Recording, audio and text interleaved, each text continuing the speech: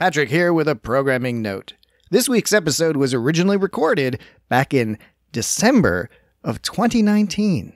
And as such, in addition to, let's say, less stringent audio quality than we're used to these days, it also has a pre-COVID, pre-violent insurrection against the United States Capitol vibe to it. But it's a great episode where we go over Mirror Mirror, that classic TOS episode that introduced the Mirror universe to the Star Trek franchise. And next week, we are going to be discussing an Enterprise episode.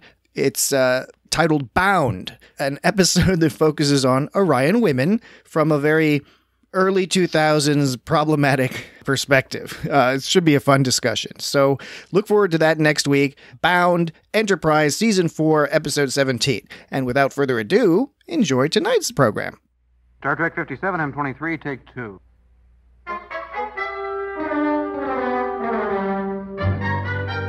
It's got Star Trek. Episode 60. The original series, Season 2, Episode 4. Mirror, Mirror. You're a man of integrity in both universes, Mr. Spock. You must return to your universe. I must have my captain back. I shall operate the transporter. You have 2 minutes and 10 seconds. For that time, I have something to say.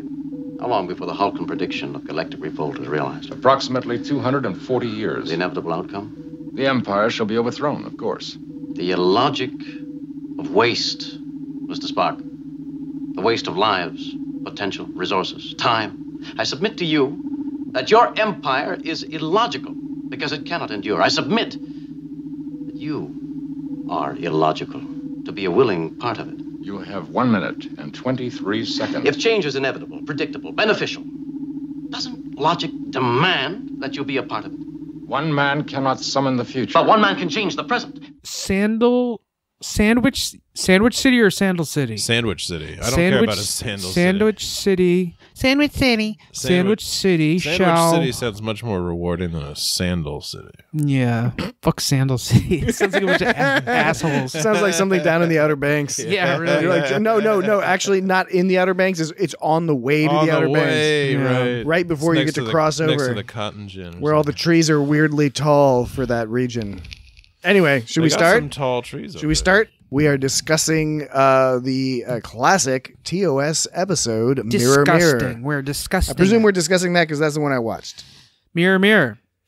That's the one I watched too. It's like a famous episode for Star Trek. It's like one of the ones. It's one of the culturally like sort of highly rated, and it's been infused into the culture, et cetera. culturally relevant. Right, Season the whole 2 thing episode about, like, Yeah, but why is that? Somebody's evil double having a beard. The episode is okay. It's fine. I was thinking, so I mean, I'm getting the vibe already, Dan. So I think you can go ahead and start with your opinion. Oh, I know. I was like, as I was saying it, I was like, it's gonna sound like I hate it. No, it's good. I mean, it's okay to hate things too. No, I don't dislike the episode. I think it's fine. It's a good episode. They all can't be like. Are you saying it's just not your favorite? I mean, not that it has to. It has to be a favorite. How does one compare? Like, okay, so the other Is a rose by any other name? yeah. Wait, no, that doesn't apply to this. Well, it was some kind of. Apparently there was an episode called By Any Other Name that was written by the same fellow. He was Jeremy Bixby. Yeah, totally. I would say Jerome, but it's Jeremy, right? I read it was Jerome. Oh, but Jeremy is spelled Jerome. Pontificate. Yeah, it's spelled the same way. Jeremy. Pontificate? Is that the word I was looking for? Pontificate? He also wrote a short story called It's a Good Life that was the basis for the Twilight Zone episode where like there's this little kid that sort of controls this town and he's got like super mental powers as everybody was afraid. You know, the one the Simpsons did like the thing Didn't they do something similar in the movie version? It's a big Twilight Zone episode. Yeah, it was also in the movie. That's a big Twilight Zone like episode for Twilight Zone. Catches the mind. So he writes things that catch into the public imagination. Yeah. Did you ever see the 80s Twilight Zone? The movie one? He or also the TV wrote show? co-wrote Fantastic Voyage. I think it was the 80s Twilight Zone. There was one episode where a woman got the ability, she found this thing that like let her stop time. And she was... Well, that was an old Twilight Zone episode, too. Well, this one was definitely 80s. This was in color. It was a remake. Style. Did she break the watch at the end and everyone stopped? Yeah, everyone stopped. Right. Yeah, that's a creepy. remake of the original Twilight Zone. Okay. And the original episode... Everybody stop. Yes, she did that. Yeah, didn't she do that? I remember she was like, stop talking. I'm just fooling her. Well, she was like, no, but she said something like, stop talking. Like her family, her husband, like the kids were all like fighting and playing around. The husband came in bitching about his shoe, and he had his shoe turned upside down, and all this sand was like pouring out of his shoe, and he was all like pointing at it, going like blah blah blah blah blah blah, and she was like, stop talking, and then everything stopped, and like the sand was all frozen, falling out of the shoe. You're describing every Twilight Zone. Okay, so now what has to happen is now I've got to watch that version, and then Dan, you've got to go look up the original version from the 60s, because I want to find out which one is the better one, because the one from the 60s is really good. Yeah, because the main character is a piece of shit. Like the guy who gets the watch that can stop time is a guy who talks nonstop and just annoys the hell out of everybody. He's not like an asshole. It's a guy who gets it. It's a guy who gets it, and he ends up using it for illicit purposes and having fun, and it all backfires on him in a terrible way because it's Twilight Zone. Yeah. So anyway, Jeremy Bixby. That's a different podcast. Jeremy Bixby wrote that and this, and he didn't write the time one, but he wrote the village one with the kid. So I guess first of all, to compare it to things to compare to, I guess the only other Shatner episode we've seen so far is Where No Man Has Gone Before. Scrotal Stroke. That's what it's called, right? Oh yeah, yeah. So yeah, it wasn't as Shatner was on the animated series too, technically. Non-animated original TOS, not TAS. TOS. The episode is good. It just didn't like strike any major chords with me. Maybe it's just because the mirror universe is so like, such a Star Trek trope at this point, right? Yeah, so it's kind of hard. Novel. It's hard to look back, and even though I recognize it was the original one, it's kind of hard to put yourself. I'll try to put myself in those shoes. You know what I'm saying? I'm not trying to speak for you. Use my I statements, but they didn't do any mirror universe in TNG. It wasn't until DS9, so that was the only mirror universe. Yeah, I guess they didn't do a TNG. For a no, while. nothing in TNG. But then DS9 did a bunch. There's some stuff in the books and I think in the comics. Well, it became really culturally relevant. The whole idea of the whole joke of I think there were novels too that talked about the whole joke of like put like a goatee on them and they turn evil. But it was really only Spock that did that. Yeah, right, Spock. And the thing is Spock wasn't even evil. Sulu's got that wicked scar on his face. Yeah. Sulu has a scar that's piece of shit in this one. He's got a scar that's so bad that in future space, they can't make that look any better than that. Yeah. It just looks so. It looks like his face is falling off. Chekhov looks like a lunatic. Oh my god! In this episode, that was a good example. He gives a smirk. He gives a smirk at one Russian point. smirk. And I always read books Nuclear vessels. I'd always read books and be like, what does a smirk really look like? It's a smile, but it's not a smile. Smirk. It was a smirk. And that's what it was Chekhov right there in that episode. Anyways. That's a good visual for smirk. So what did I think? Like Spock was interesting because he was still like on the evil side. You don't really know why, but he just was. But he was like still like logical Spock. He was sort of like logically fits into that universe. Yeah, but he was the only one with the goatee. But then everyone in culture decided that everyone has a goatee when they're evil because they ran with that joke. It's pretty funny. Funny joke. Well, I'm not complaining about it. It was a good gag. But like, so that's why one thing it became so super culturally relevant. But it didn't have that sort of feeling of like, if I thought that the story of what's his dude, Where No Man Has Gone Before, if I thought that that's the acting and the humanity, not jokingly, the humanity and all you went through with that episode was really good, but the story wasn't as good as, like, for example, the one with Pike. I thought, whereas the Pike didn't take you to many levels of like emotion. This Pike one, I thought something about the story was more was cooler somehow. Pike makes your pants tighter. Maybe it was just that, and I'm just trying to sound like I'm not okay. How about for him. And so, anyways, real quick. So where I was leading to with that is that this episode, I don't think the story struck me as much as Where No Man Has Gone Before, and before it was like Where No Man Gone Before. That story didn't quite hit me in the same way as Christopher Pike. So even though they actually went where like no one had gone before. Yeah. It was still a great episode, but for different reasons. But this one, like, I didn't think that there was like a whole lot to it. I think one issue I had watching. So I really like this episode. I always liked it. It's charming. Yes, it's fun. for sure. You can tell the actors most of them are having a really good time playing the alternate versions of themselves. So there's a lot to really like about this. On the other hand, especially for TOS, I was trying to figure out. I said, is there like some?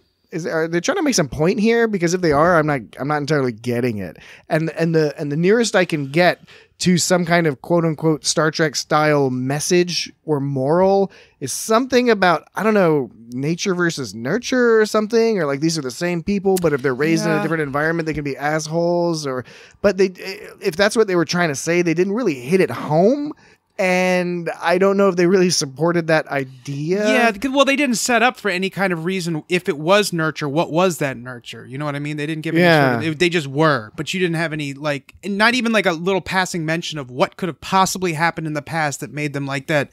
I guess you just sort of take it for granted. It's just like, well, it's another universe. So, but that's to your point of like, well, then what was the point? I guess they were getting. I think the other thing is that, you know, as you allude to, I mean, TOS is often accused of being campy, and I think this is one of those examples that veers into that area. A lot of TOS is not actually that campy. You know, it's kind of, you know, like you said, everyone thinks mirror universe means everyone has goatees. People also always thought TOS is campy. And there's like midriffs, like the chicks have. Oh, yeah. That's a whole nother thing. I was going to talk about the belly button, because you actually get, unlike I Dream of Jeannie, you get to see the woman's belly button, that's key. But anyway, and they're non-white chicks. I think that from the modern perspective, not just scientifically, but also storytelling wise, the direction that TNG went in, which I think is partly what prevented them from doing the mirror universe, is that it's a very simplistic version of what science theories kind of evolved into later, in terms of by TNG, you have more of an understanding of kind of like a multiverse. So TNG has episodes where you have, you know, like with Worf, you know, going through like many different, like totally different dimensions and stuff, which is a more modern. Or when Max Headroom comes from like the future. Yeah. Well, the idea, with the Worf episode where, you know, he there's the parallels, I think it's called, right, where there's like a million different overlap, like Worf keeps jumping between his uniform keeps changing up, and like and sometimes he has a son, sometimes he doesn't, sometimes he's married to Troy or not. That's where Worf first gets the idea that he might be into Troy. It's kind of weird, actually. It's this whole like seventh season they were all like, we got to get Worf and Troy together. But anyway, we haven't got these that story is more, it's still a sci-fi story, and of course it's just a made-up story, but it is more in line with the thinking of that time of like how, you know, quantum dynamics and quantum mechanics and multi-dimensional theories, and, you know, that every decision leads to a split off thing or whatever. The mirror universe itself is tricky to reconcile with that type of thinking, because it's just the mirror universe. I mean, the special effect is literally like the Enterprise being all like, and it like goes all backwards. Right. Yeah. It flies one way and then it flies back. It implies a duality, you know, sort of a reflective duality. It's like you're either this or this. It's not like you're one of a various myriad of possibilities. And it sets that up for the purposes of telling a story, which is fine. The story is entertaining, but it is, I think, a little bit harder to take directly in the modern sense. DS9, I think others, they had more fun with it, but they still had the same problem. They were still like, they're basically picking one particular dimension that was previously like the mirror universe, the alternate universe, but really it's just like one specific potential slice out of thousands. Yeah, millions. It would have had to been, because they were all talking. It's like in another universe, this thing happened at precisely the same moment, and because, I wonder, like, did that really kick that off? That whole idea, you know, of sort of began with like, oh yeah, there's like you were just saying, there's a zillion other universes, and if this weird thing happens to happen in both of them, then some kind of flippo thing happens. That's had to have happened before somewhere. I don't know, but yeah, it was like the idea that they like warped into the other dimension, and like I didn't get, did they warped into their clothes when they went to the other dimension. Right, because they came out with the Mirror Universe clothes, and then the cool Mirror little Universe sash people and had stuff. So does that mean their body happening sash, a funky little knife? Why did they warp into the clothes? Did they switch bodies? Did they switch or just minds? Yeah, or minds, or how did that work?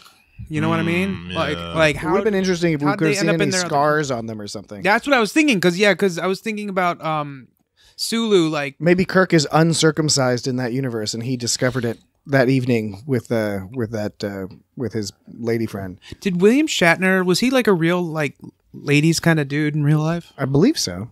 As much as Captain Kirk was? I don't know. Did Captain Kirk get as much It like was the action as 60s. as people talk about? Fair amount. I think Seems it's like Captain Kirk got around. it's another thing Seems that's like exaggerated, but he definitely comes up. I bet that Captain Pike got around too. Oh well, I was what I liked about this, and I think it sure. perhaps underappreciated in the fandom. I don't know how broadly. Maybe I'm just stupid and only figuring this out now, but.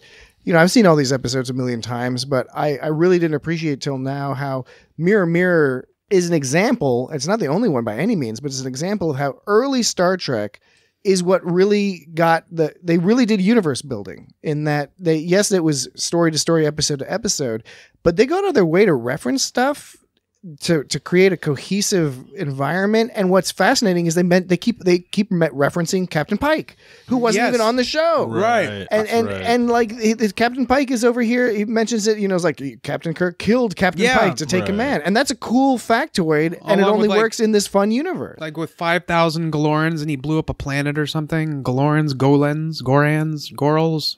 I don't know. But I know. Yeah, but yeah, I was Goran. Was it Goran? Goran. 5,000.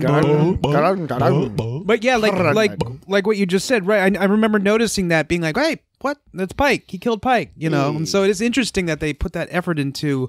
It's like it takes a certain amount of willingness to do it, but like, what if somebody references it in a stupid way and fucks it up somehow? You know what I mean? Which does happen. Yeah. So is it kind of like.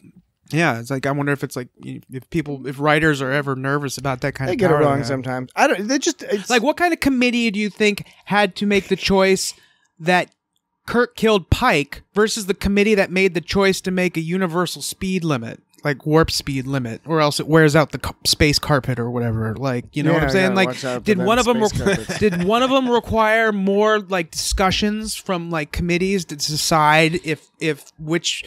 You're talking about the fabric of time and space. No, yeah. So like, you know what I'm saying? Like, do some of these things require more discussion than others? Do some of them is just a writer's like, I'm just going to write it, and they're like, whatever, I guess that snuck through. And then are others like, they have meetings with all like the Star Trek like super minds. And it was probably a little looser in the 60s because they're using science fiction writers, and everybody's kind of got their own flourish. There's somewhat of a history of science fiction already, so people have been sort of writing weird fiction for a few decades, and I guess there's dealing with sort of similar stuff, and people are building on other stuff. But so it's a little looser because they're still building the Star Trek canon. I wonder if like executives and producers, I wonder if they start getting more into those decisions as time went on. Well, yeah, definitely especially with back then they were just like successive series. Back then they were probably just like, let those guys. We're just putting on a TV show, I don't know guys. what the fuck they're talking about. We're just getting together, putting on a TV show. A lot of production in the 60s, like yo, Jeremy, television, write it up. Movies. Just write me a story. I need a story by Monday, Jeremy. Music. There were people that were just like, get your ass on this. Let's just record this. I want to see Spock in a mustache. I don't know what this is. I don't give a fuck about the rest of the story, Jeremy. Spock in a mustache. Yeah. I had a dream last night. He had the pointy I was ears. lying down next to my wife. I was sleeping, and I had a dream, and it was Spock in a mustache. Write a story around that, why don't you? And he's kind of evil, but he's still kind of Spock too. The only reason he helped Kirk is because he didn't want to be president or something at first, but then Kirk was like, no, he didn't want to be the captain. But then Kirk was like, you can be president if I give you this thing that makes you invincible. That doesn't actually make you invincible. It just allows you to eradicate other people. Okay, but this is something sort of interesting, right? Okay. That's what his the Talamizer or whatever he had called Tantalus device. web. The Tantalus device like eradicated people, and Tantalus field. That doesn't make him invincible, but that's what Kirk said anyway. So well, it's he can sort of it's like a, he can just execute whoever on the ship. Kirk is So I guess it's implied that he's invincible through a great defense is a great offense in this scenario. Yeah. His offense being he can eradicate you in the press of a button. He can zap your ass, and therefore you can't get him. How does it eradicate people? You press a button. You press a button. Those people just No. disappeared because they used it. They were using it on the captain's woman, as she's called, was using it on Sulu's henchmen. That was weird. If you look real closely, scene they're not pushing a button. It's using the most advanced for the time hot glue technology. It was just a blob of hot glue with a marble stuck in it or something. I couldn't tell if they were like pressing that invisible laser they shoot out at the conveyor belt at the grocery store, to stop the conveyor belt. How there's the laser beam that like you put your hand in front of and it stops the conveyor belt. Don't do that. I always go to self-checkout, so I don't know. Yeah, me too. I mean, you are all of the age that you've all been to. I wasn't. You allowed to do put my realize that fingers there's a up thing in called a supermarket. How much does broccoli cost anyway? There are conveyor like belts. $10? What? So, yeah. Some people say cucumbers taste better pickled. What was the whole point? What this Was show? that Peggy Hill or something? No, that's Dave Chappelle or something. I don't remember that. How would I not have remembered that? How would I not have remembered that? That is a classic question. Classic Dan. This is the Dan corner. Was this in like a stand-up special on Netflix or something? It was on the Dave Chappelle show. Oh. That's a different pod. Oh, I must have just forgotten about it. So you don't remember it, which means you're an uncool dude. So that whole you were partying back then. What was the whole point of that scene with Marlena Moreau? The belly button lady? Barbara Luna. Yeah, like what was the whole point of like why was she there? Why did that scene happen? There was no real point to any of it. Well, it makes the mirror universe more spicy. That like the captain's got some chick in his room just waiting for him. And they were modeling it after like Roman stories. Yeah, she's some junior officer. He gets to pick her out of the crew and be like, all right. It was kind of confusing because it's like you see it. And it's just at first I was like, "Who is this? Is this a character that I'm supposed to recognize from the other universe?" But I was thinking too much like DS9 or something, where it just took all like the characters and reversoed them. This kind of interesting. They introduced this character from you get introduced to this character from the mirror universe, and then you see her at the end of the episode, right? And then you never see her again. Yeah. Yeah, no, that was cool. At first, it threw me off. At first, I was like, "Well, I didn't know I was supposed to not know who she was." But then I was like, "Yeah, that's all right." That's cool. I think there's cool. There's two contextual issues here. Not issues, things, realities. Okay, items that occur. Yeah, articles. So articles, and they're both related to the time frame. Firstly, I think that at the time, I mean, you had Ben-Hur and all these stories. Those were popular movies. The idea of an emperor, a Caesar. She says it herself. She refers to Kirk as potentially being a Caesar, and the woman who is smart and capable but is a woman and in that environment is not allowed to have that power, so she exercises that power through her influence on a leader. I think those were popular stories back then in that period, and not only popular, it was common and well understood. And I think that was something that because the 60s were still way backwards as far as as far as equality. But in terms of the progressive aspect, I think the two things that are maybe they probably don't jump out as particularly progressive to our eyes, but from the context of 1970, we're 1968, was that Kirk really he's not sleeping with her because he respects her. Right? Like that's part of the deal is like there's wait. When you say that, do you mean he's not sleeping with her and he's not sleeping her because he respects her? Or are you saying he's sleeping with her but not because he respects her? Where's the comma? You see, which one is it? I'm an Oxford comma kind of guy. Okay, well, let me back it up first. Back it up. So first, let me mention the Uhura thing, right? So when they first get over there, right, they figure out what's going on and they start to develop an initial plan. First of all, Kirk is Johnny on the spot. He's just like, all right, we're going to do this, and this. Like right away. Yeah, everybody's like, what are we going to do about this? We're not talking about that right now. Nope. Yeah. It's cool. Like Uhura almost can't function. He's like, all right. Yeah. I need you to do this. And that's the thing is I was going to get it. So on the one hand, it's like, yeah, all right. Uhura is presented as the one of that group who is particularly having trouble. She's all like, I'm scared. But on the other hand, Kirk isn't like slapping her across the head or anything. He's saying like, oh no, you can totally do this. And then trusts that she'll go do the job, which she then goes and does. So that is, again, not particularly progressive by modern standards, but I think at the time, I don't think you'd see that a lot, where it's like, all right, you are now going to go on this dangerous mission. He's entrusting an African-American person. Woman, yeah. Especially, female African-American. That was always a big deal in the 60s. And her whole job the fact was that she was a main character on this show. And her whole job was to go onto the bridge filled with all these potential enemies and perform her. Yeah, her Sulu duties. kept trying to get get her Yeah, he was all about that. But then moving forward, again, there's not a lot of examples in this episode. This episode does not shine in the way that some other episodes did. Like there were some scenes in the cage in particular, of course, that were clearly very progressive. But Kirk's interactions with, I always forget her name. I just remember the belly button, which I admit is Marlena Moreau or that something. Is a failing. Yeah. Male. This is a Marlena male Moreau. gaze directed Male gaze. thing, and I've got healthy dose of male gaze, so I remember her with the belly button. Yeah, that dehumanizing. That's just the mirror universe. So, everybody's got that belly button out. So Kirk is like going. That means evil. Marlena's going like to Kirk. So first of all, Kirk is actually really confused this whole time. He's in that room. He's like really fucking like confused about everything, and he's just kind of like, "Oh, well, what do you think? Oh, what do you think?" And she keeps mistaking that for some kind of confidence, and she keeps getting more like turned on by his confusion because she thought it was like something. Yeah. But she was like yeah, right. She thought he was like super sneaky up to something or something. Or something. Oh, something. Or something. But she's like telling him like, I've been a captain's woman and I like it, and then he goes, and then later he goes, like ready to go through all the other captains in the fleet. Yeah, and he goes, at the end he goes, you're the captain's woman until he says you're not. Like, I don't know what they were getting at with that whole. Okay, I can break that down. And I'm not trying to say they were being like, oh, it's not progressive, it's the 60s, and they were being. I'm not saying it's anything. I just don't know what they were going for. I'm going to break that down because it's Captain Kirk being nice in the end. So here's what happens, right? You're absolutely right. Everything you described is right. A couple nuances to add in though. Captain Kirk is there. He's all confused. This woman's all like glooby globby and all over him and stuff. He's sussing out exactly what the scenario is from her talking about him, right?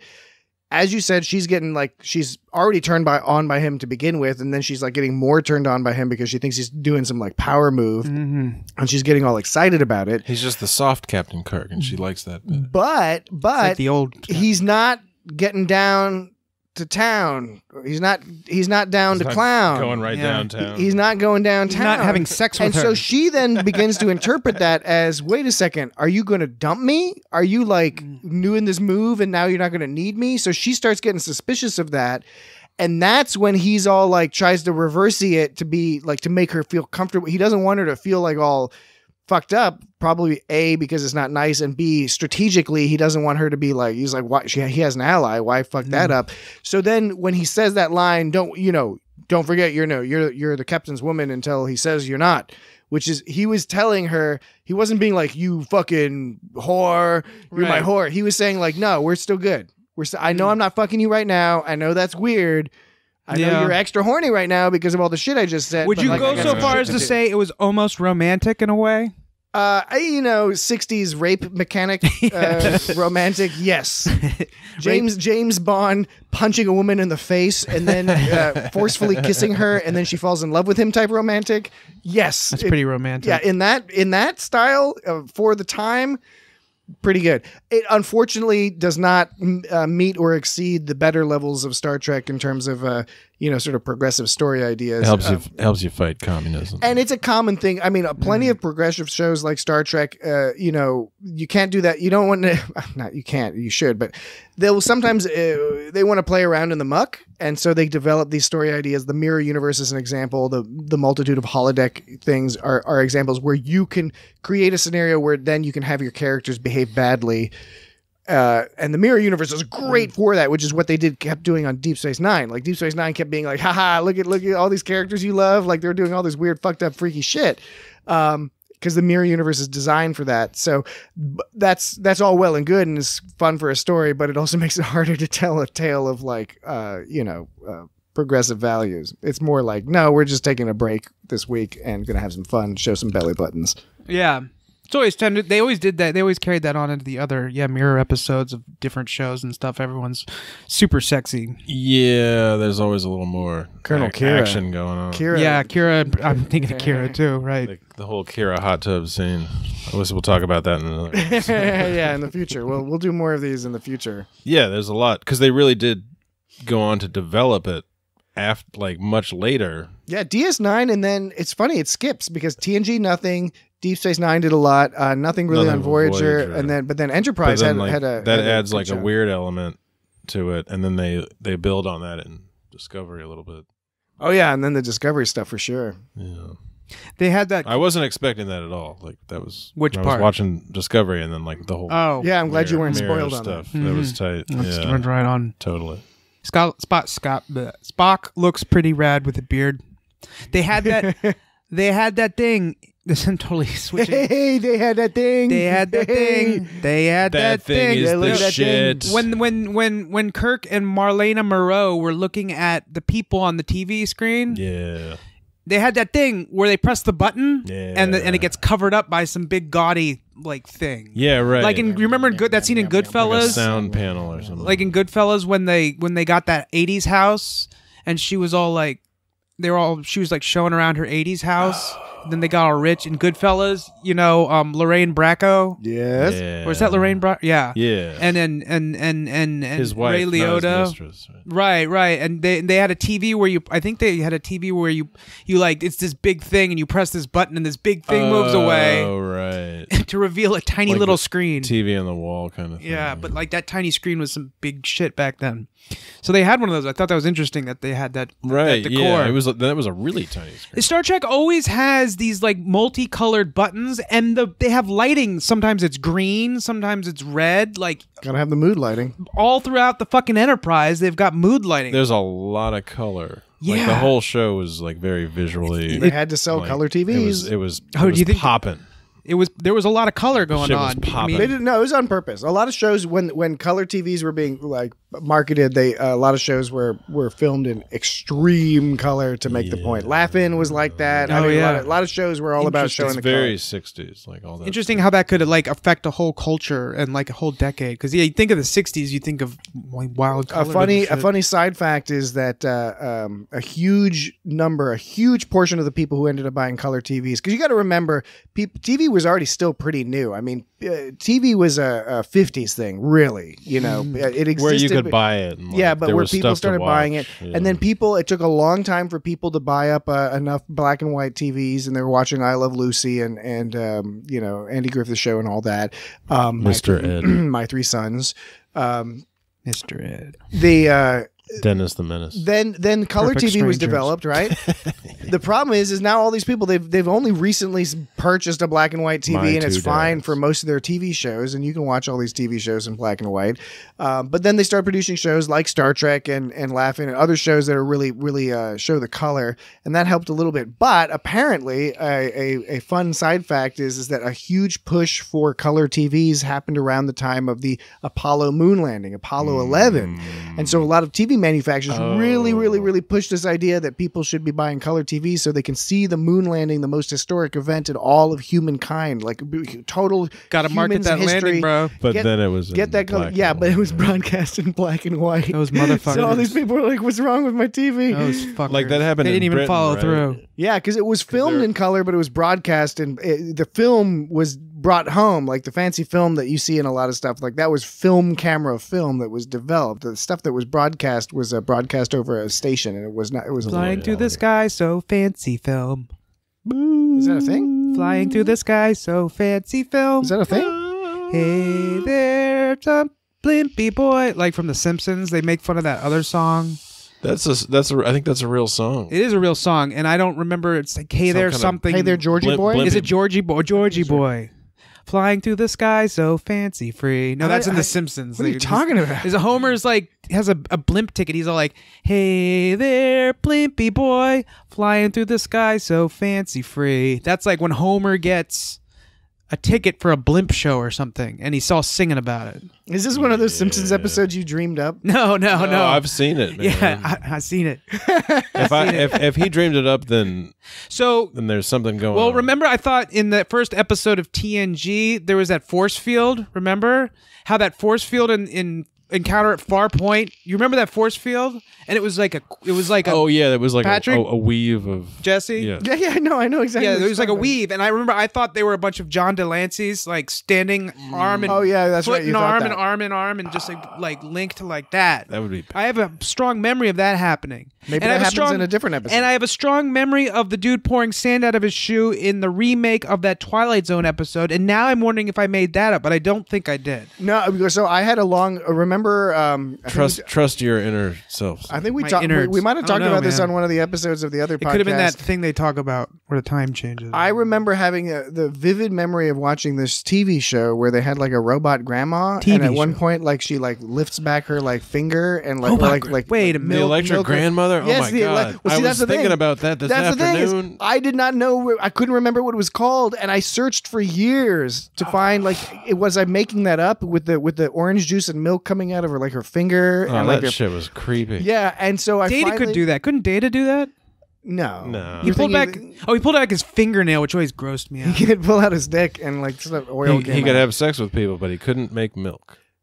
not he made an android milk. It's kind of like have almond sex milk, with but it's people. more environmentally It was like friendly. almond milk. He could love, but he could never do the one thing he always wanted to. But anyway, make milk. Memories are a fucked up thing because that electric. I finally found that electric grandma shit, and I saw it's on YouTube for free. You can just watch it, and I was. Like, I think we've watched it here. I only watched like a couple minutes of it because I get creeped It's out terrible. by it. Yeah, is it one of those things? Some Canadian business. Is it bad, or does it just make you feel kind of oogie? No, like, it just makes you feel uncomfortable uncomfortable. and, like, Makes you feel uncomfortable. Like you're embarrassed for someone or yourself. There's a lot of stuff. I love Canadians. I know a lot of Canadians. They're some of the smartest, most wonderful. Some of my kind best people. friends are Canadians. Some of my best friends are Canadians.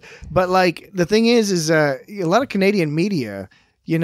Canadian They media. have there's an odd sheen to some of that stuff. There's some of those shows, especially back in the 1980s. On That Charlie, Nickelodeon. that's an odd sheen, man. There would be some. A lot of television is produced in Canada. There's a weirdness to it, There's like there's a weird little vibe, Canada has some good comedy troops, don't they? Oh no, they got great stuff. And Shatner comes They're out of generally Canada. naturally comedians. Discovery is all filmed in Canada. Battlestar Galactica was all filmed in Canada. Yeah, right. Discovery. Yeah. All that stuff is good. Lots of shows in the sort of past 10, 15 years, various historical dramas, all that stuff is like Canadian. So like they know what they're doing up there, but in the 80s and stuff, there was some of that kids stuff that was weird. Just the like you can't do that on television. That was totally Canadian. It was some and weird. I didn't realize it back in the day. Yeah. Well, that's how they indoctrinate you. Like they were talking all funny. That's how they indoctrinate they you. groom you. That's how they groom They you. had like Alanis Morris. They groomed us to be like walking around Toronto, being like, "This is all right." My second grade teacher said she wouldn't let her kids watch You Can't Do That on television because she said it was like offensive or something. When I was a kid, I was watching it, and I was over my grandparents' house, and my grandfather, like, he was like, no, he like turned it off. He like changed the channel. I was like, what the fuck? Yeah, I don't know if it was because of the slime or they thought the kids were being disrespectful. He was or like, something. this isn't right. Yeah, it was weird. Because he probably hated Canadians. He was totally he like, could sense the Canadianness. Years Canadian later, element. he was tolerant of other things. He was like, well, whatever. A yeoman. And my parents were like, yeah, maybe he just didn't think that was a cool kid's show. You ever And see I was that like, Goosebumps? What is that? R.L. Stein, the Maybe Goosebumps stuff. he just from thought it was Canada? lame. He was like, you shouldn't be watching this. I mean, would you want Watch something Would you better. want kids watching lame shit? I thought You Can't Do It on television was a good show. I don't think So that that's was the thing is it wasn't lame. That wasn't lame. Yeah, it wasn't lame, but like I can understand if maybe It an was old person Canadian. thought that was okay. He wasn't. My grandfather was not from Like I don't know Canada. what older people think is cool. Just like I'm sure people won't think Yeah. what I think is cool. No, and see, they won't I don't think understand that's a that. fair- Because older I people think- weren't cool with communism. It's true. I disagree with that assertion. I think it's a Which common assertion? I think the common assertion is that it's a cycle, and that old people always think that the young people stuff is stupid. Oh, yeah. and vice versa. But that is true. No. I'm not saying that it's not often true. I don't think it logically follows 100%. I don't think it's guaranteed. I think it is contingent on. It depends on the old various things. Not on the old person, on the culture, etc. Those old people who are like shutting down, you can't do that on television. They were growing up when there was no television. Exactly. And then television was introduced. They might even like it, but it's not. You definitely can't do that on television. Yeah. So there. You used to not be able to do anything on television. So the concept, right? The concept of a kid sitting there watching TV with some goofy slime stuff. Whereas it's no different than when they were a kid and they were going to fucking vaudeville acts and watching dudes like throw pies in each other's faces. Well, it is cyclical. I think they were watching Duke Ellington. It is cyclical because it's always the younger generation has something new and different, and so I don't think the older generation always thinks it's stuff. I don't think it's guaranteed. I think you're right that it often is the case. You can definitely find ways to bridge the gap between generations. For sure. Yeah, so like my kids, they like totally dig on like Beavis and Butthead and like King of the Hill and stuff like that. But then they really like that Beavis and Butthead. But they also like Rick and Morty, and other modern stuff like that, like Adventure Time, Alien. I keep trying to get into Adventure Time, and I can't get through the first episode. And it's not that I turn it off because I don't like it. It's just that I don't know. I've never felt compelled to keep watching. I need to like force myself. The problem for you, because I understand that it's a good show, and I keep Adventure wanting Time to. is good, but here's the thing. Here's what's going to happen, and it is important for you to understand this. That you will get through that. First of all, the reason that's keeping you from watching it all the way through is probably not disengagement or boredom. It's probably terror at the way it makes you feel, because it is one of those shows that makes you feel like, I'm feeling things. I'm feeling things. I don't want to be feeling these Makes me things. feel like I'm going through puberty again or something. It makes you feel things. It's just difficult. That's what puberty is. It's And like then you're feeling things you didn't feel before. As you watch it's not it, like that. as you watch that. It's like old man feelings. Yeah, it is like old man. That's a good way to put it. It's like it's old man feelings. But then you keep watching it, and you're gonna get into it, and then you're gonna be all about it. But that feeling's never gonna go away. That it makes you feel weird because it's making you feel things you're not used to feeling. What was that character Kumail Nanjiani played? Yeah, he played the time guy. It was some kind of. It was like a silhouette. Yeah, he had a cool name. Yeah, I've seen enough of that show to know that. Yeah, character. It makes a cool sandwich. Yeoman. That is the position in Star Trek. They're always talking about some yeoman. Like in the first episode, some yeoman. Right. Wasn't the yeoman in the episode where no man has gone before? No. With the Pike cage. one. The cage. That one chick with the snap. Where she had like she had like unusual strong feminine drives or whatever. Didn't the Telosians say snapping pussy? That's what it am I misremembering that? Telosians was like, this one's got a snapping pussy. That's how I remember it. This one's smart. Right. Yeah. It's fucked up. It's like the classic decision. These aliens are from the 60s. No, they were from like they were from 1945. They're from 1945. So yeoman. So what is that, Matt? What is a yeoman? Is it like the guy who's it's like some kind of bridge officer, some kind of like a junior officer, like middle management in the bridge or something? Don't they tweet the hoot?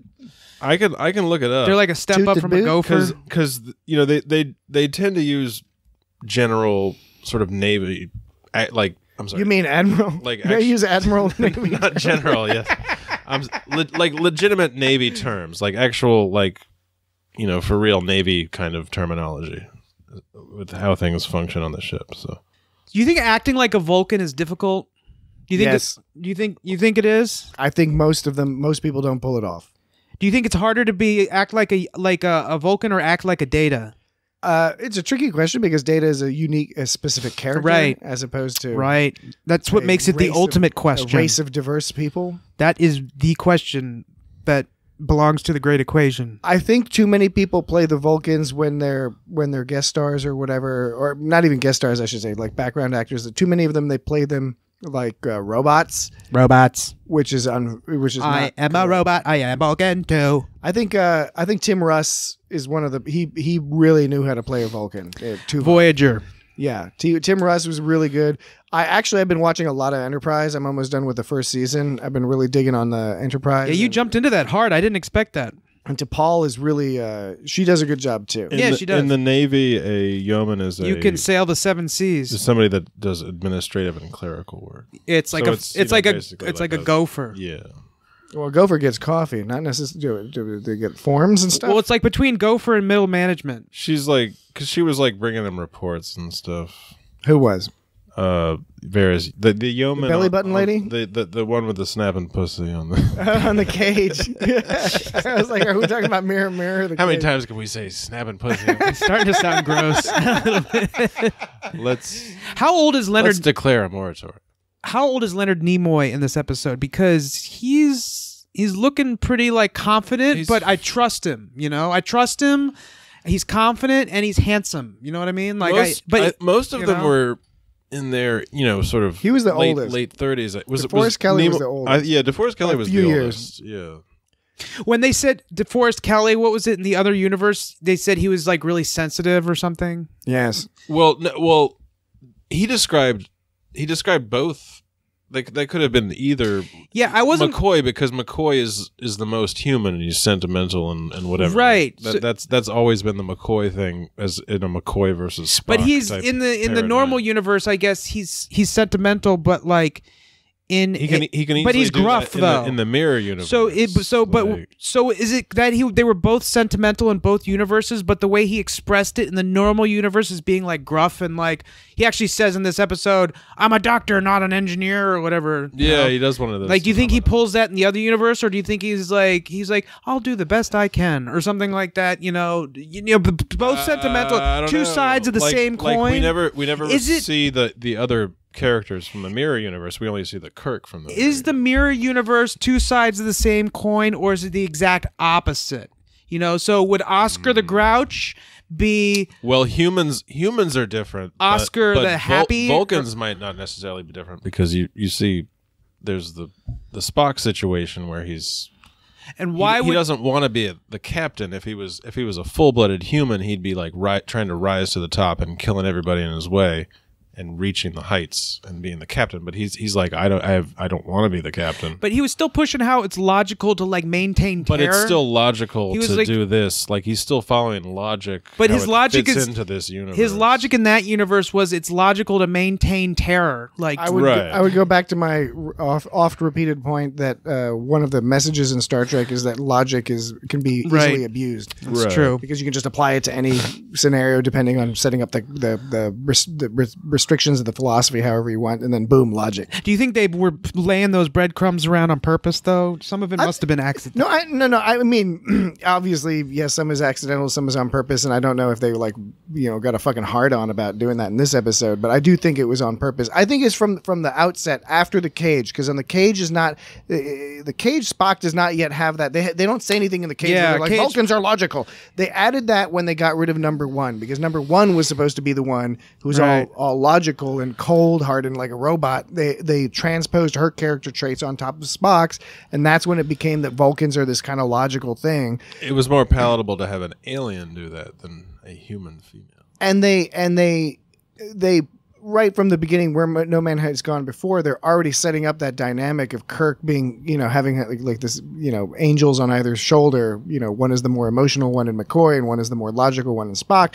And then Kirk combines the two to make whatever decisions he's going to make. Because when Kirk is facing off in this episode, and Where No Man Has Gone Before, when Kirk is making his decisions, they're often emotionally driven, in that there are certain people he does not want to hurt. He does not want to hurt Mirror Spock. He does not want to hurt the belly button girl, right? He doesn't want to hurt Mitchell, right? That's an emotional I'm not jokingly response, right? But he uses logic and strategy to accomplish the goal of not hurting them. Yeah, because he is still a logical person. Exactly. So, but the point being, of course, that if he was quote unquote purely logical, he would have immediately killed Gary Mitchell as soon as he could. He would have he would have been like, fuck Mirror Spock, he's knocked out, let's fucking chop his head off and dance around with it.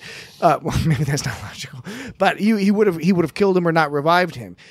He makes decisions that are based on his emotional attachment and to individuals, and to his emotions related with his philosophy of life, of helping people and not hurting people, etc. Well, his philosophy was definitely hurt people in the mirror universe. Well, the mirror version of him. And he's all like trying to give people credits. And shit. So the thing is, instead of the opposite, I'll give you all the credits you need. So if the mirror universe was opposite, like Spock would be like he would be completely not. You would be completely illogical. He would just be this Joker kind of maniac kind of person. That makes sense to me. So, but he's this other side of the same coin where he's logical still, but he's using it for in the mirror universe, he comes to different conclusions. Only the humans are different. He's only half human. Maybe the Vulcans aren't different. Well, he's still different because he thinks that it's okay to rule people by terror. So that's bad. Spock is different, but maybe not all Vulcans. I mean, Vulcans are going to be.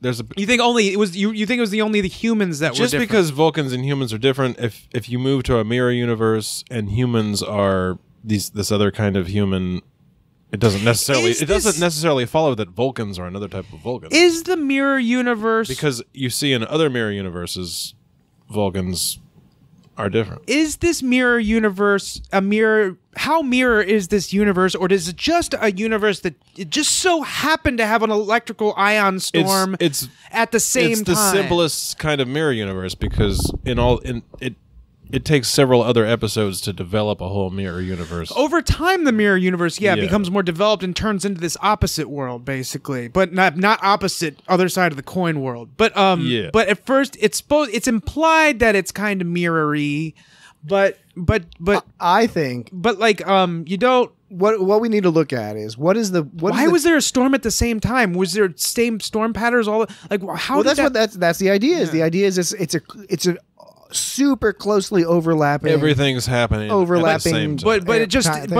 But it's overlapping close enough, but not quite, because having an identical storm is still such a low probability that it hasn't happened yet. Like that's the first time it happened. It's happened on several other Star Trek episodes. Yeah, as it turns out. But really, what we have to say? We'll go into the history, like the quote unquote in universe history, because crystalline entity. If we're watching this episode in 1968, we don't know about the incidents like what happened like with the Defiant and the Thalian Web that actually went back into time for the Enterprise, because that would have gone back like before this happened. Are you talking about stuff that kind of retcon things like before we get to we'll that, have to talk about that later. Before we get to that, there's mirror universe. It's just a story element. They haven't thought beyond that. What is the one difference, right? So you're right. It is not a mirror universe in that McCoy's not all logical, Spock's not all emotional, Kirk's not all like, "Ooh, I'm scared," or it's not like that kind of mirror universe. But it's more intriguing that it's not like that. But what is different, and what we see that's different, the one thing that at least that I can pinpoint is it's just the philosophy. The philosophy that's driving the characters. In one universe, the prime universe, whatever you want to call it, the philosophy driving the people is at some level. The prime directive. Yeah, the prime directive, and also just the general idea of. They were called the Empire, not the Federation. They're the Empire. And we can know. Empires are evil. We can know that the Confederacy. That we can know that. We know that the writers intended this because the show starts out with Kirk having that conversation with those blue dot faced aliens, where they have the blue dot on their face, so they're like Hindu people, but they're white. Hakarans? They have a blue. Yeah, it's like a blue dot is exotic, but they're still white people. They're just white dudes. Old white dudes. They got all them. That's all they were. Some old white Kirk dudes. makes the point. The guy has some dilithium crystals. Have they mentioned dilithium crystals real quick before this? Yeah.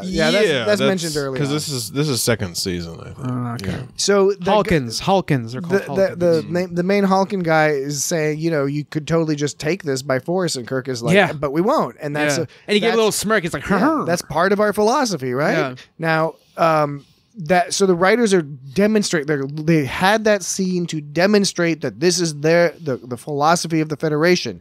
In the mirror universe, that's the only thing that's different. The only thing that's different is the philosophy has changed, and because the philosophy has changed, it's changed the behavior of all these people. The people themselves are not different. Everything else is pretty much identical. Their positions, everything is the same. What's changed is their attitude to how they operate, because their philosophy is different. And I think that's ultimately the thematic point of the episode. I do agree that it's not as particularly strong just by itself. I don't think it's that strong of a message. I don't know exactly what it's saying. Yeah. It's like people with a different philosophy act different. No shit. It's sort of like you're showing how humans have changed. Humans in the future are not like these humans. Like these humans, you can easily imagine that like these type of people existed in human history, and the humans of the 23rd or the 24th or whatever the fuck century they're in. They're much better humans. It's just like when you meet the Ferengi, and the Ferengi are supposed to. They're comparing them to like Americans of the past or something. That super capitalist monsters. You know, you make another. You bring to mind another thought is that they also the comparison by comparing and contrasting them. They could also be demonstrating it's not this fancy technology that's making these humans good. It's not that they have a spaceship with transporters and laser beams that makes them good people. It's their philosophy that makes them good people. Here are people with the exact same ship, exact same technology, exact same everything, but they're pieces of shit. It's all because of their philosophy. It's all like how they've evolved and changed. And then by implication, viewer in the 1968, you can be a good person, and your society can be good because it has nothing to do. You don't need magic to do it. You just need to be a good person, have a good philosophy. I like the first scene they show with Mirror. You gotta fight communism with Mirror Kirk. Is he's all like, no, let me go! Oh my god! Yeah. Order you, let me go! He's just like Kirk times 1,000. Yeah, right. And he's all about power. He's like, Spock, where's my like? What does it buy you? Power. Detail? I can give you power, Spock. You know, he's all into power. He was all like, "Where's your beard?" He actually says that. I was like, I don't remember that. That's awesome. He's like, "Where's your beard?" And the other guys in the background, they're like, "Spock, come on, Spock, Spock." In the Mirror universe, we thought you were cool. In the Mirror use, everyone carries around like a little device called an agonizer that you give to some guy to zap you with. Agonizer. And they have an agony booth. No, they have an agony booth that's just worse than the agonizer. Mr. Kyle, man. So Spock, Mr. Kyle's in the animated series. Yeah, but isn't the one in the animated series the like crazy British guy? He's more British though. Even is that the one with the crazy mustache? This actor is British. Is the Mr. Kyle the one with the cow or the weird mustache? In the animated series, he's got a big crazy. Yeah, he's like the British guy. Mr. Kyle. This guy does not. But he is British. So Spock, Mirror Spock, is all into the agony booth. He was like pissed off at Kirk because Kirk wanted to take him out of the agony booth, and then they threatened each other. Yeah. He was all like saying some kind of like, "I'm gonna fight you, but not before you." I'm gonna fight you. And okay, like Spock, the Mirror Spock, all makes this point of warning Kirk that he's like, "Listen, like you have this amount of time." And, he kept and if you don't do that, like I'm gonna kill you. Okay, but like, okay, Mirror Universe Kirk. If you say that to Mirror Universe Kirk, he's gonna be like, well, if you're gonna do that, well, I'm just gonna kill you right fucking now. Yeah. So like, was that some sort of test because Spock knows what's up and he's like, who are these people? I have to test this guy. Like, I think it's a good question. Did Spock? It's an interesting point because Spock like suss this out, right? Because he's like he must have had a strong suspicion, and he's like, well, let me just try this one thing. Hey, I'm gonna kill you in 4 hours unless you exterminate this planet. So you think Spock was Spock was testing which Kirk? Because like in the Mirror universe, you know, like okay, well, you're threatening me. Well, I'm already the fucking captain, so I'll just kill you. Like he already knows that he came back and he's acting very strangely. He must be acting like incredibly strangely as far as like Mirror Universe Spock is concerned. Look at like he gives him a lot of warnings because he came back in the transporter and everybody was just kind of like, "Buh," like they weren't like, "Okay, let's fuck shit up," like you know. I think Spock knew what was happening as soon as Kirk was wishy-washy on like killing all the Hulkins. Yeah. As soon as Kirk was saying we'll give him some more time, that's when Spock knew that they came back from the transporter and Spock was like, "All right, let's kill him right now," and he was like, okay, yeah, well they don't have any stuff, and like, okay, we're gonna kill him right now. Kirk's all threatening him, says I'm gonna kill you, and Spock's like, not if I kill you first, basically. He said something like, Kirk is like, know that I'm a formidable enemy or whatever. And Spock's like, know that the reverse is true or something. And it's like, the reverse. And they're fighting with Spock, and everybody's fighting with Spock. Were they saying, and Spock is like fending everybody off. Were they saying the reverse? Strong. reverse. And then they hit him with like some kind of planter. And where did that planter come from? Like that, it was like some kind of planter. It was flower a big old pot. fight. It was a big old fight in sickbay, and flower pot. There was a flower pot there, and it just crumbled all over his head. Like, where the fuck? Also, the stunt. It was funny because the you could Spock see all the stunt guy. You could see all the stunt guys. Yeah, the stunt guys were hilarious. They didn't even hide it really because it was the overhead scene. You saw their faces that they were totally like all these stunt dudes just kind of running around, smashing into each other. And he hit that. Yeah, he hit that. Spock was almost dying because McCoy was all, we got to save his life. He's gonna die because he got hit in the head with a vase. Right, and Vulcan was gonna die. It crumbled. Whoa, fuck you up, man. They happened to have like a terracotta vase in sickbay. Terracotta. It's like a Terran cotta. It didn't have anything in it, but it was just waiting to plant something. All right. So now the funny thing is now I guess the last main bit to talk about is sort of the outside, the meta bits, which is, so there's the plot of the story, and then there's what goes on further with the mirror universe later. There's a lot of this Deep Space Nine stuff, but I guess the more relevant stuff, because we'll talk about all this. We will periodically from now on. We'll touch base. We'll come back to the mirror universe periodically. There's lots to do with the mirror universe, so we'll come back and do another one in the future. Maybe on Deep Space Nine next. We'll do it in the production order, because that seems to be the way we like to do it. But so there's that whole thing where in Enterprise, okay, now I'm getting confused about it. But all I know is at some point there's the whole issue with the Tholian web, right? Where on the TOS there's like the Tholians and they have the Tholian web shit. It's a different episode, right? And the Defiant, and there's the Defiant, which is another Constitution class ship, and it gets caught in the Tholian web. And it all like in that episode, it all like disappears. It's some sort of some space-time dimensional disturbance. Yeah, but they don't know what it's all like zap, boop, Defiant's gone, and that's part of the plot of that episode.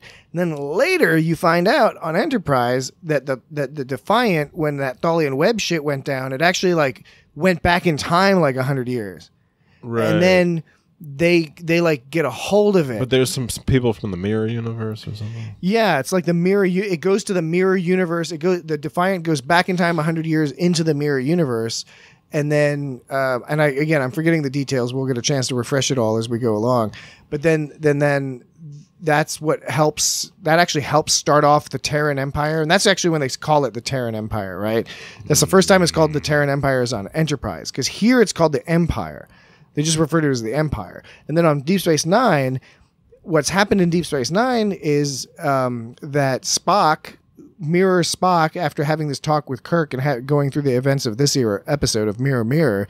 He ends up like somehow gaining some power and trying to get the Empire to go away from being so conquesty. But in Deep Space Nine, in typical Deep Space Nine fashion, they present that as being like leading to the collapse of the Empire, because then they get like overwhelmed by like other enemies. And then the humans are just enslaved. Like, and then so they're all referred to as Terrans. All the other people have like created this alliance against the a very sexy alliance. Worf is sexy in that too. But then in Enterprise, then they refer to it as the Terran Empire, and then I think that's also referred to that way in Discovery. Yeah. Wait, isn't Terran just like Terra, like Earth? Yes. Yeah. Did you guys just say all that?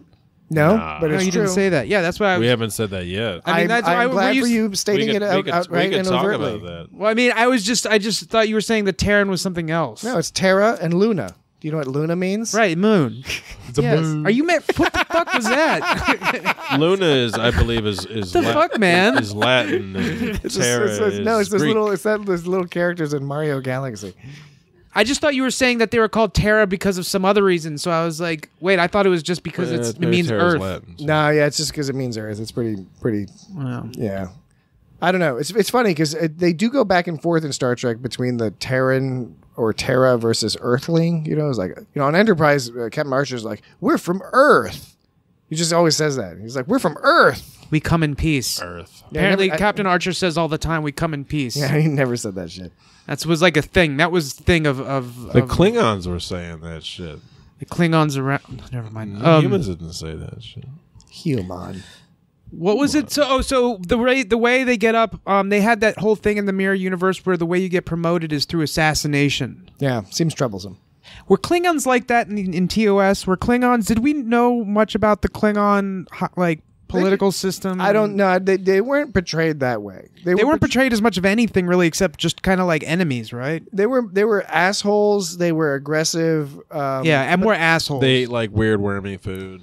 But they still had mixed sauce. They seem to have a pretty strict order of things. I don't think you just go around killing your commander. And then isn't that what happened in DS9? Isn't that how they took power in DS9 by killing their? Gowron didn't do it, but Worf killed someone for Gowron or something. No, Worf killed Gowron. Worf killed Gowron. That's what it was. But what is it? What was it that they were always saying on Discovery? You remember, Dan? Eat your beans and suck your knees. No, you were really good at the Klingon phrase. Oh. I can't even do it now. Human lampu, Andorian lampu, Taran lampu, Atamku. It's like fucking amazing. I love that part. So it's like one of my favorites. There's such brilliant weird Klingons on this screen. Andorian lampu, Tamku, Jampu, Kabla. Kapla. They're not. Those Klingons aren't saying Kapla, dude. No. Human lampu. Like blah blah blah. But I think the point being is that we do see Klingons have those challenges, but those are not like sneaky. Like I'm going to kill this guy, and then like everyone rises up in a rank. It's more. Yeah, it was a little more chaotic in the mirror world. Yeah, it? Because this is more like it's a vote of no confidence. I am challenging you. And there's we will fight, and then if I win. Then I win. There's more of a formality to it, yeah. Yeah, a structure. Yeah, but in the mirror universe, at one point, Spock was spying on Kirk and them, and while Spock was spying on Kirk and them, Sulu was spying on Spock. It's like, Sulu, they're all monitoring.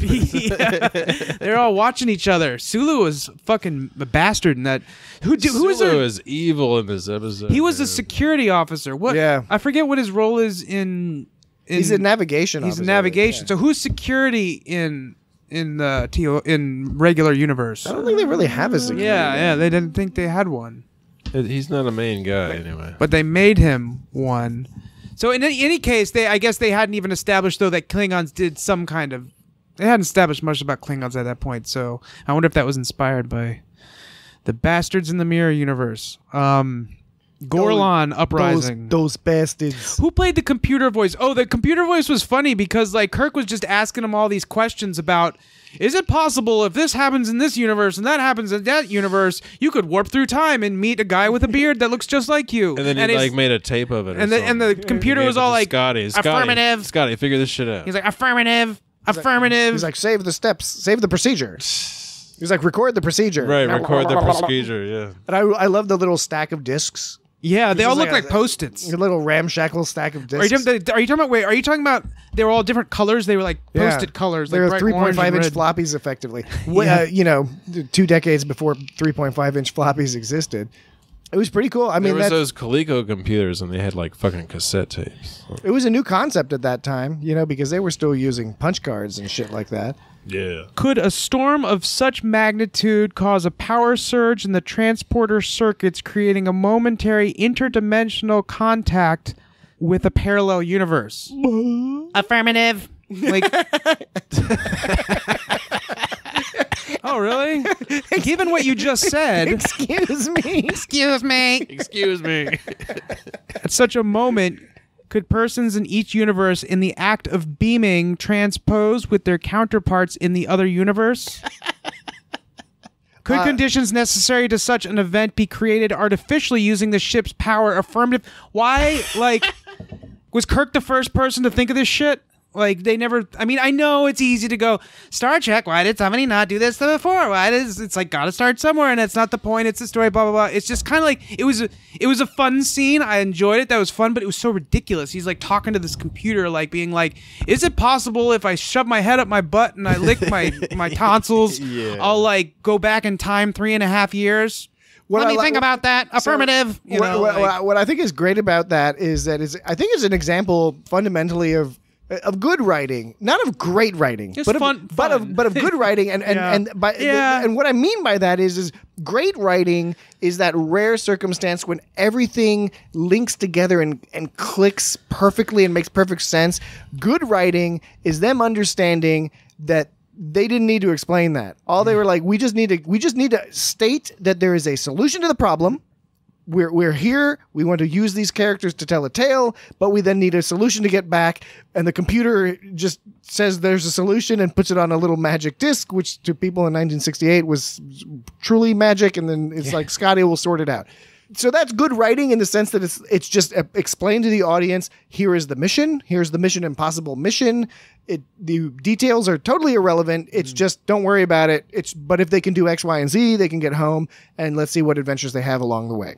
The adventures along the way. This was definitely a sort of an episode where I guess you were supposed to focus on the adventures along the way. But that one part was kind of like a weird techno, along the lines of technobabble in the sense that it was just kind of like technobabble. It was just trying to like say something. It's like this is kind of what vaguely happened for that reason. So we're not completely ignoring it. We're addressing it.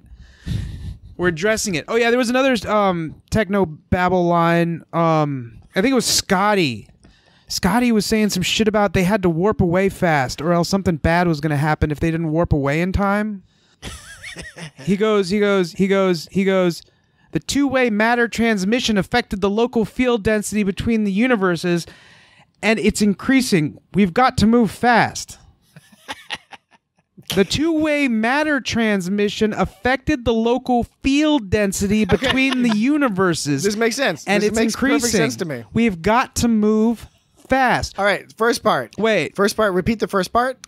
So just the first part about the two-way matter transfer? But first I'm going to say these. I'll say it.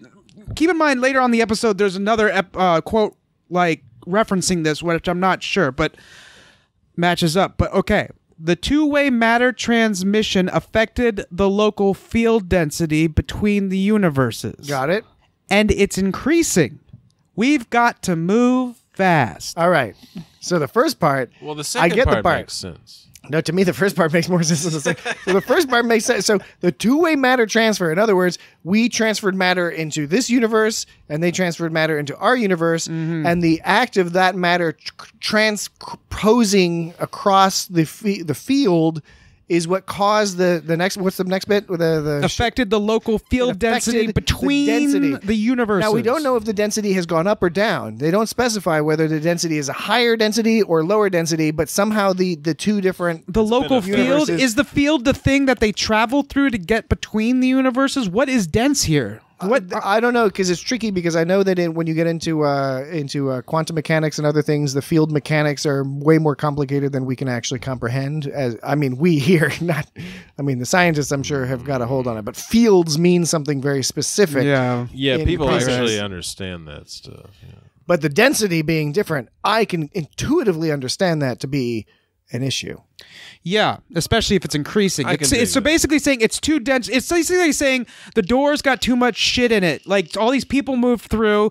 We like fucked up. We knocked down some of the ceiling, and we left a bunch of shit behind, and we crammed the door up. Our stinky movement crammed the door up. Stinky. And for whatever reason, it's now growing and moldy. Excuse me, you're stinking up the door. And the stinky mold we left behind is growing. Stranger Things style shit. Making the door more dense, and so we won't be able to get through it, because if they miss it before all the mold grows over, they won't be able to get back for 100 years. That's some Stephen King shit. So the next one, he says later on in the episode, when he's Scotty's reminding them of the issue at hand of the field density, he says the field density between the two universes is starting to close very fast. Okay, well, I guess then that does match up with what I was saying. That means that you gotta hurry. But what does it mean for the field density to close? Yeah, the field density between the two universes is starting to close very fast. How does a density close? The field density between the universe. A ratio, I suppose. How is a parsec a measure of time? What does Horatio have to do with this? Horatio. Parsec is a ratio. A ratio. Parsev is a measurement. Parsec is a measurement relative to Earth. It doesn't make sense to live in a parsec. Parsec's not a time. Anyway. Okay, so the two-way matter transmission That's a effect on the different- local that's a field different densities, it's universe. increasing. The two-way matter transmission is increasing. That's the first part. The field density between the two universes is starting to close. So the matter I got something. field density between I got something starts increasing. No, every time you say affirmative in the computer voice, I got something. affirmative. Affirmative. I like it a lot. Okay, so it's not the two-way matter that's in density. Okay, so what it says is, we can throw out the two-way matter transmission effect. We can throw that out. What we can focus on is local field density is increasing. The local field density is increasing is what the first one says, and the second one says the field density is closing. So it's the field density is increasing, therefore it's closing, is what it's saying. It says the field density is increasing, therefore it's closing. I basically mashed up the important bits of the first and second line. I think we're going to need to edit these together into like a audio explanation on YouTube. With like a chalkboard or a whiteboard and or a smart board. And to be clickbait, it would be titled like, The Problem with Star Trek. Yeah. The problem with 5 problems. It's like all these stupid videos. Star Trek is, the problem with Star Trek Discovery is that it's new. And I don't like that. The thing about Star Trek you didn't know you hated. Yeah, exactly.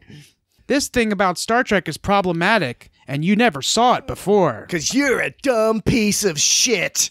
That bastard Sulu. She just starts zapping people with the fucking transmolator. Or what is it called? It's called the Tantalus Field. Oh, the Tantalus Field. She just starts zapping people. They're all fucking psychopaths. She zaps a I don't bunch know. of They're all people. human beings. They're people. They all had mothers and They all got red brothers shirts. When Kirk goes to Spock, he's like, how long before the Halkin prediction of galactic revolt is realized? Spock knew right away. He goes, approximately 240 years. Then he goes, the inevitable outcome. He goes, the Empire shall be overthrown. Of course. But then it ended up happening sooner. The illogic of waste. Mr. Spock. How does Spock know that shit? How does he know that? Right. How does he just know that? How does he know that He doesn't know that. He's just an arrogant as. How does he know that the Halkins will revolt? Because there's nothing in that episode. It's not about the Halkins revolting. It's the Halkins were saying that they were trying to dissuade the Empire. Halkins' prediction of galactic revolt. Yeah, their prediction. In other words, the Halkins were saying, like, don't you guys understand? You can't go around. Like, there's no way you can keep this up. You can't survive as a. So Spock was just quoting the Halkins here. No. Spock was quoting. He was providing an absurdly specific estimate to a statement that a generalized statement that the Halkins were making. Right. So Spock was being an arrogant douchebag. Yeah. All the Halkins were saying was. This style of government history has shown does not last because you overextend yourself. You cannot maintain control all over these things, and people will not accept genocidal maniacs careening through the galaxy forever. Eventually, you'll slip up, and people will be able to overtake you. So maybe even somebody worse. But the point is it won't be you for forever. And then Spock goes on to be like, it'll be 240 years. Yeah. Okay. All right. Yeah, I think that's just classic. Star Trek does that a lot, especially older Star Trek, and TNG did. Data did it a lot with the whole making predictions. I really like that on that episode of Deep Space Nine with the genetically engineered people who Bashir is assigned to help. And they come up, there's that episode where he's trying to put them to good use because they have good minds, and it's in the middle of the Dominion War, and they do their calculations, and they decide that it's impossible to beat the Dominion, and so the smart thing to save lives would be to surrender straight away and then start a resistance, and then they were like, in 100 years, the Federation would come back, right? And of course, everyone said that's ridiculous. We're not going to fucking surrender because a bunch of lunatics in our cargo bay told us to surrender, and Bashir was totally convinced, just as convinced as Spock is here. But the gag in that story is that then something happens that they couldn't predict, and it changes the outcome of that particular episode, and that makes Bashir realize that his predictive model may not be as strong as he thinks. Unfortunately, Spock, in this case, does not have a plot device to help him learn that lesson. Was Bashir supposed to be some kind of plucky implementation of Spock then, in general, do you think? No, I think one benefit that Deep Space Nine had is that they did not they did not go for this direct transposition. Yeah. To use a term from this episode, they didn't go for a direct transposition because you could see elements of Spock in Odo, in Bashir, Data is more Spock. Yeah, Data is more of a direct transposition. He fills the Spock character kind of thing. But then Odo's got the Data thing going on where he's all has different. the same job as Spock. Voyager didn't really have any of those kinds of characters that were sort of faced with being different. They were all supposed to be different to each other, but then they weren't. That's we discussed that in the Voyager episode. That was one of the problems. Yeah, it was supposed to be TNG was supposed to be no drama among the crew, but there was, and then they played with that. And Deep Space Nine up the drama. Voyager, there was supposed to be drama, but then there wasn't. It was like kind of the reversey. But anyway, so before we shut things down here, just some of your favorite things, some of your worst things. I know we've already mentioned a few of those things, but it's always good to go over the end. I really like. I know it's not unique to this episode, but I really like that whenever Kirk gets horny, he gets blurry. I was noticing that I noticed she got blurry at one point. He's blurry too. And I was like, did she get blurry here or something? Yeah, they start filming it through like pantyhose or whatever. Yeah, it's an effect they use. Okay, right. It's like that scene in TNG when this was by accident, presumably in TNG, but when they were in the courtroom in Encounter at Farpoint, when they were in the Q courtroom, and Picard had that darkness over top of him. That weird ass darkness. That might have just been a weird accident, but it was like one of those things where I was like, am I going crazy? Or not? I mean, I'm not going crazy, but anyways, what's going on here? Yeah. What's going on here?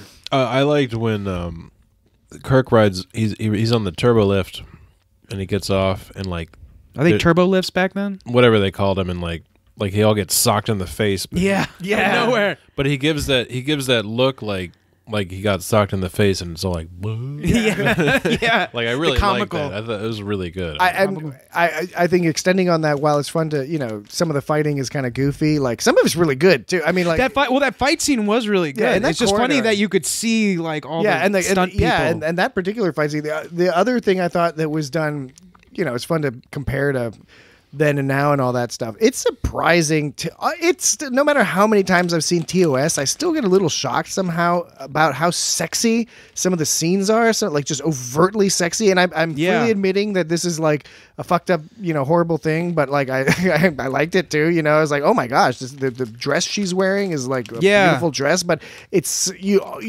wouldn't necessarily see that. You obviously see that on TV, but it was done differently. I don't know. There was a different vibe to it. What's the way she walks to the room? Like it's very kind of like, okay, alluring. This is fuck time, and she gets on her fuck dress, and the blurriness thing you were talking about, like that's a weird. Like, where do you get that? That's gotta be. Is that a thing? Like to make things blurry? Yeah, back then you see that a lot. They soften the image. You put gauze or something over the camera. I've heard of that. Yeah, like a pantyhose type thing, and it. But I would always think of that in its own context. Like it wouldn't have been combined with other footage that happens to be clear. Then suddenly you have some blurry. I thought it would have stood on its own. I guess I think it is somewhat inelegant, but it's an early method they tried. Yeah, it's all right. It just sort of stands out right out in your face. When Spock, there was that moment at the end where they were running out of time, and it's like, oh, there's this many minutes left. Oh, there's that many minutes left. Oh, what am I talking about? I'm in a time machine. Oh, that's right. Well, it wasn't a time. I'll go back 10 minutes early. Could they do that? Could they go to another dimension where it was 10 minutes earlier? I don't understand. I do not understand why Marty McFly didn't go back like a couple hours early. Yeah, that's usually like why cut it so fucking close? He could just dial it in. That's the problem with every. I'm in a time machine. Ow! I hit my elbow. When you have like flailing around doing my Marty McFly. It's like the controls were stuck on that certain date or something. When you have access to infinite, you only go back and forth. When you have access to infinite universes, that means that there's a universe for each moment in time that existed for this one universe, right? I think so. Going back in time is really just going to a different universe. Yeah, that's the whole thing. Is it though? I might as well be. Yeah, because then everything gets changed up because you went back in time. Gonna get back in time. But you wouldn't change your other universe. You would just change that universe. Yeah. Oh, so what I was getting at with that was those things are always stressful And like in games too, when it's like, oh, you're running out of time. But the thing in the shows is they're always like T minus 60 seconds left, yeah, blah blah blah. And then meanwhile, it seems like 3 minutes passed and it's still like 30 seconds left. I don't know. I never counted it. I counted it in this case. And Spock goes at one point, you have 1 minute and 23 seconds. They got out and warped out of there in 1 minute and 15 seconds. They hit that shit pretty close. I timed it. That's pretty good. I don't know if they did that on purpose, but like it was perfect because it's not like with 1 second left. They didn't throw a timer in your face saying 1 second left. They didn't say anything. It felt like a long time, so I was like, I'm going to time this. And after you said 1 minute 23 seconds, the moment the warping actually got them out was 1 minute and 15 seconds. So. I really think it's interesting to look back and see these people worked their asses off to make these shows, right? And they were producing more shows per year on a way less budget with way less technological advancement. But what's interesting is, on the other hand, they also half-ass certain things, but you can tell that they really spent a lot of time on the writing, and certain scenes, they're really super carefully crafted in terms of the editing and the angles. And then other times it's sort of like, whatever, the computer says this or whatever, it's just sort of like blah, blah, blah, blah, and then they just move along. So it's they work just as hard on those shows as people do on shows these days, but in some cases maybe even harder. But I think focusing on sometimes different things. I think in some of the more modern shows, sometimes they focus a little bit less on the tightness of the plot and more on the emotional feeling that you get, or vice versa. I think depending on the era, then maybe we're coming into an era now where people are a little bit more paying attention to the plot, where they get upset with Game of Thrones or Discovery or something when the plot's a little bit too loose. There's more forums to talk about it nowadays for sure. That too. There's more than just the Trek BBS. They're always shitting on Spock. That's the thing. They just always shit all over Spock in the end, but in a fun way. But they're always just like, Spock, you're an emotionless, careless piece of shit. Well, then he gets them back with his super racist, anti-human. Yeah, he was saying something about like these humans were terrible and pieces and total shitwads and they sucked and I hated them, but it was totally refreshing or something, wasn't it? He said something like that. Yeah, he was like, it was fun, with these people who were more like what he. But I think Spock was basically saying like, you guys are basically these guys. Yeah, like. That's what he's saying. He was like, these guys were assholes, and I was refreshed by that because it was like a nicer experience or something. Nah. But yeah, basically this is like what I wanted to see out of you guys this whole time. I thought a couple other things. I thought the agony booth was really cool. The effect on that and everything, like it looked pretty wild, and it's cool because you see those again later, like in other Mirror episodes, and they do a pretty good job. Like I think on Discovery, they do like a really good job with the agony booths. They look really cool. Chekhov looks like such a motherfucker. Yeah, it's pretty awesome. The other thing is, I think the not unusual for TOS, but I thought the music, particularly like the fighting music, like the fighting music in the sick bay, and then when like Sulu was like and his henchmen were like, there's like really awesome like dark like cool music going on then. Yeah, there was after a lot of one-liners too. Get to the chopper. You're at your liberty to do so, Mr. Spock. And it's all like, yeah. It's weird. But like, yeah, there was a lot of these big like orchestral hits kind of thing. Spock did a mind meld. How many mind melds has he done up to this point? And he did a rapey mind meld. Oh, he did. He did a rape meld. It was a forced mind meld. Oh yeah, that's against the rules. That's how you fuck someone up and make them discriminated against by Vulcans, because Vulcans victim shame or whatever, right? Yeah, they do. Vulcans are bad people. Yeah. Just like Neelix. They're not as bad as Neelix. They were all Zig Heiling. Neelix pretty bad. Neelix is a piece of shit. I know. We've gone over this. Yeah, he only saved him because Kes told him to. He's a bad person. Yeah, and it's like he was going to fight. He's like, I got Kes. I'm going to get out of here. And they're like, come on, help us. You made a deal. He's like, I don't give a fuck. And Kes is like, please do it. Neelix, he's like, I think I'll do the right thing, He's like, she's gonna fucking just hassle me all the way to the fucking, to wherever we're going. Might as well just get a free ride with these bozos. So the soldiers were all Sig Heiling, right? Isn't that what they were doing at the beginning? Yeah, basically. That's also a Roman salute. I mean, that's the thing so it fits into the whole Roman Caesar thing. Yeah, I think you're right. But I think obviously evoking. They were all standing like all standing like Genie from I Dream of Genie too. When you notice them, they were standing still. Well,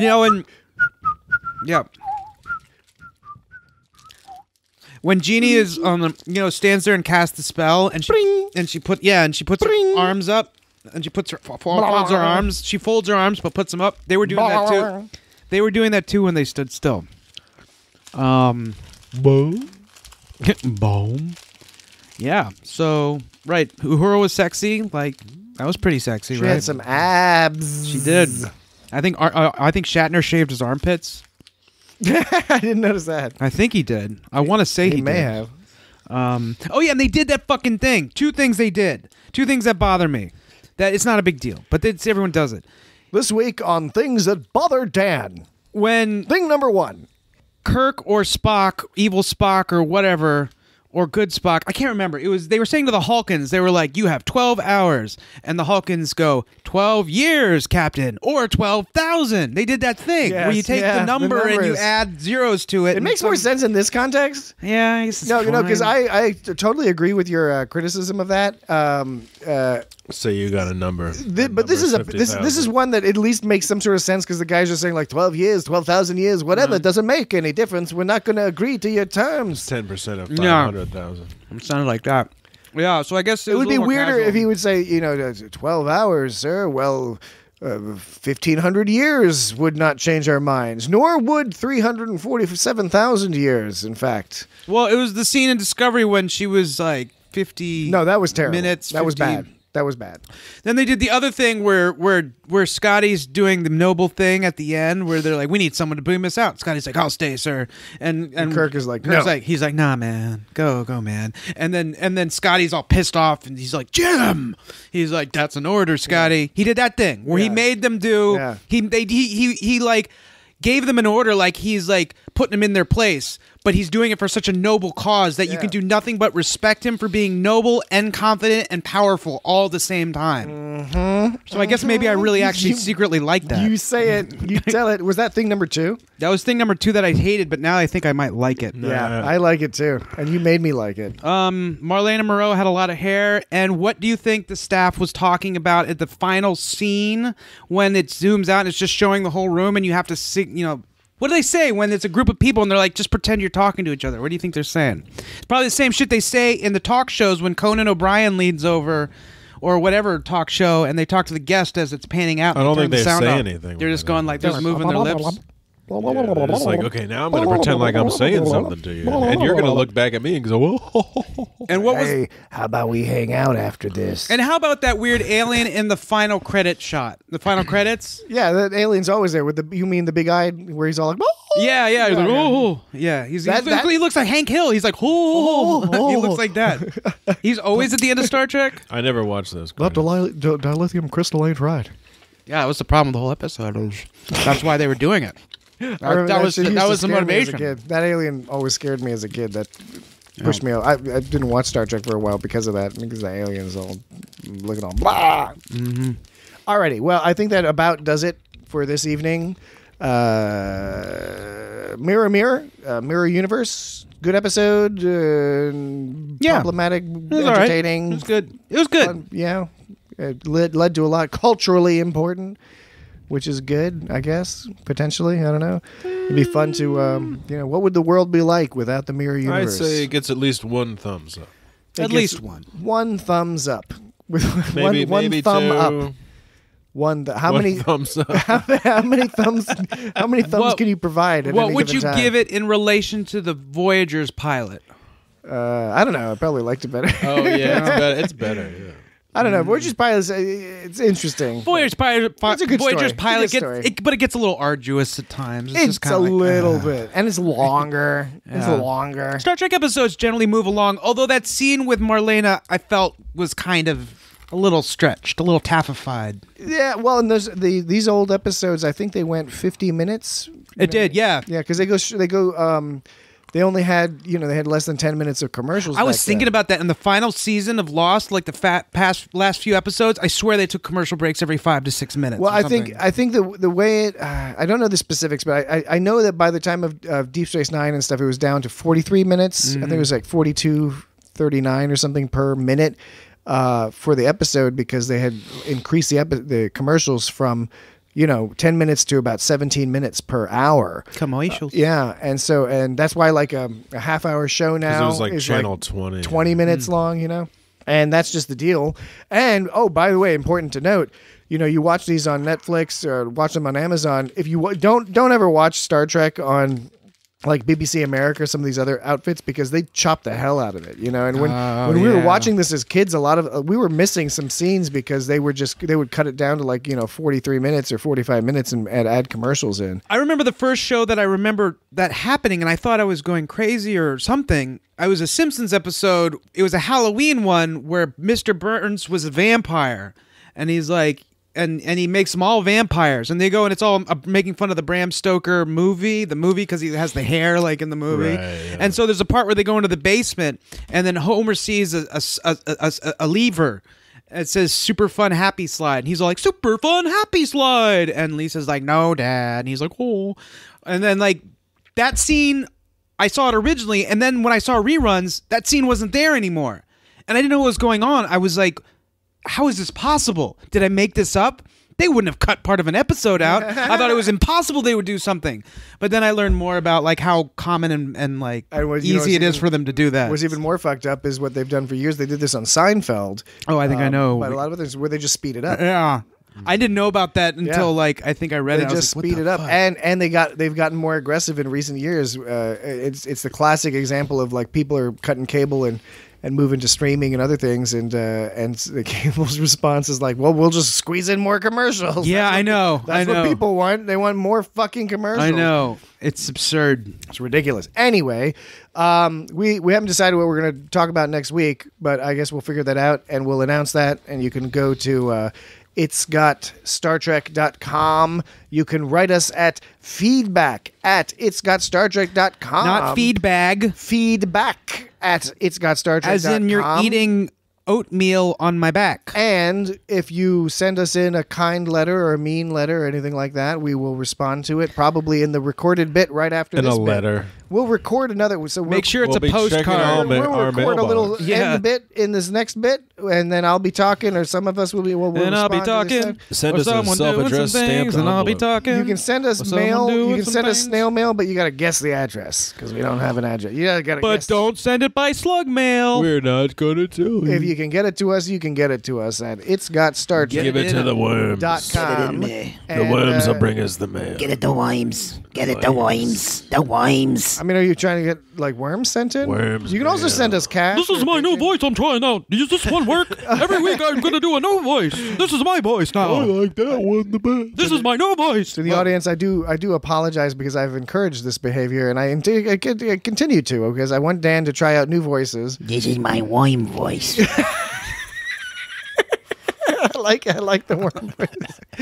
All right, we're going to start a Patreon for the worm voice. Watch out for the worms. And the more that's donated to the Patreon, the more of the podcast Dan will do in the worm voice. To the worms. Here's some pistachios. Feedback at itsgotstartrek.com. This is my worm. I'll set up a Patreon, a worm voice Patreon.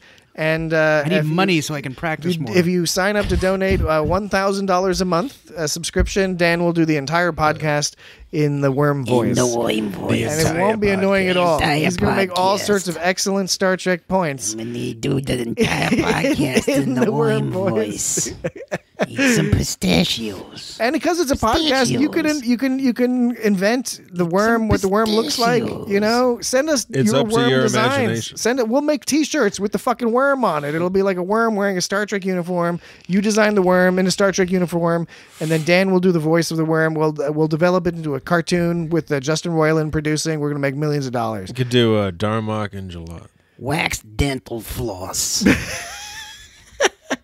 All right. Good night. This is the captain. Record security research to be classified under my voice print or Mr. Scott's. Recorded. Produce all data relevant to the recent ion storm. Correlate following hypothesis. Could a storm of such magnitude cause a power surge in the transporter circuits, creating a momentary interdimensional contact with a parallel universe? Affirmative.